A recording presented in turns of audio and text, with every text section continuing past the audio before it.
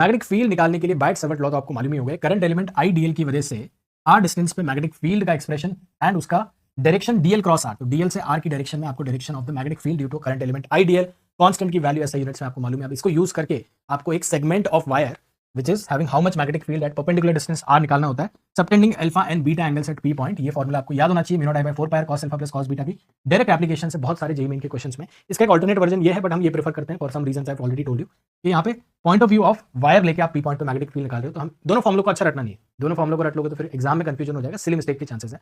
तो whichever you prefer that is fine. अब इसके दो cases, infinite straight wire alpha and beta की वैल्यू 0 डिग्री लेके mu not I by 2 pi R हो जाता है, सेमी इनफाइनाइट में एक एंगल 90 एक 0 degree mu not I by 4 pi R हो जाता है। अब इसी फॉर्मूले mu not I by 2 pi R को यूज करके आप दो वायर्स के बीच में कितना फोर्स ऑफ अट्रैक्शन है वो I2L B1 में B1 की वैल्यू को म्यू नॉट I1 बाय 2 पाई डी रख के एक्सप्रेशन निकालते हुए, D is the distance between the wires, and force पर यूनिट लेंथ का एक्सप्रेशन जिसको यूज करके आप एम्पियर की डेफिनेशन भी निकालते हो, उस पर भी क्वेश्चन आया हुआ है।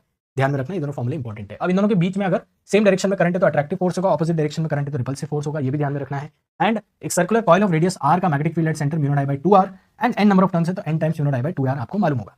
अब इसी में आपको अगर सर्कुलर कॉइल कंप्लीट है, सेमी सर्कुलर है, मतलब कि pi angle at the centre है mu not I by 4r and pi by 2 angle है, then mu not I by 8r मालूम होगा। मतलब इसका एक जनरल केस ऑफ आर्क आपको mu not I theta by 4 pi R या theta by 2 pi ऐसे लिख लेंगे तो ज्यादा अच्छा है। थीटा इक्वल टू 2 पाई में mu naught I by 2r आ जाता है, थीटा इक्वल टू पाई में mu naught I by 4r आ जाता है। तो इस तरह से आप इसको याद में रख सकते हैं। इसी तरह से सर्कुलर कॉइल के एक्सिस पे एक्स डिस्टेंस पे ये formula mu not I by 2 r square plus x square 3/2 very similar to electric field due to circular ring on the axis का फॉर्मूला। तो ये एक्सप्रेशन भी याद रखना, इस पे based directly question JEE Main में हर साल ही आते हैं। एंड आपका एक moving charge of velocity v R distance पे कितना मैग्नेटिक फील्ड बनाएगा उसका भी एक्सप्रेशन, इस पे उतना क्वेश्चन नहीं है, but remember that v cross r के डायरेक्शन में मैग्नेटिक फील्ड होता है यहाँ पे भी, यानी कि करंट ऐसे होता है तो वो भी इसी डायरेक्शन में मैग्नेटिक फील्ड बनाता है। एंड उसी तरह से आपको बाकी केसेस ऑफ मैग्नेटिक फील्ड निकालने के लिए एम्पियर्स लॉ भी मालूम होगा। Line integral of b dot dl is mu naught times I net through the Amperian loop.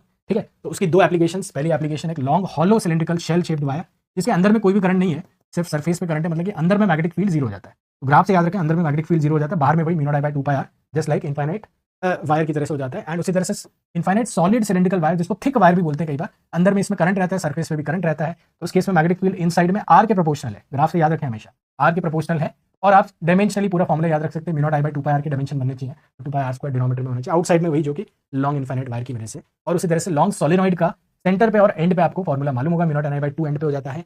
And एक फाइनाइट सोलेनॉइड का भी हमने केस किया था याद है, जिसमें theta 1 theta 2 are the angle subtended by the end of the solenoid from the axis of the solenoid. तो उस केस में ये फॉर्मूला उतना यूजफुल नहीं है, बट एडवांस में कभी भी इस पे एप्लीकेशन आ जाती है, ध्यान में रखना है। एंड आपका टॉरॉइड का formula where mu nought ni ही इसका फॉर्मूला हो जाता है, where n is total number of turns by 2 pi R circumference, आपको याद होगा। Last but not least infinite sheet of current, जिसमें आप mu nought k by 2 formula याद रख सकते हैं, where k is the current per unit length. Current per unit length similar concept है जैसे कि electric field due to infinite sheet का सिग्मा बाय 2 एप्सिलॉन नॉट होता है, वैसे ये कंसेप्ट है। इस तरह के शॉर्ट रिविजन के लिए मेक श्योर आप चैनल पे सब्सक्राइब है।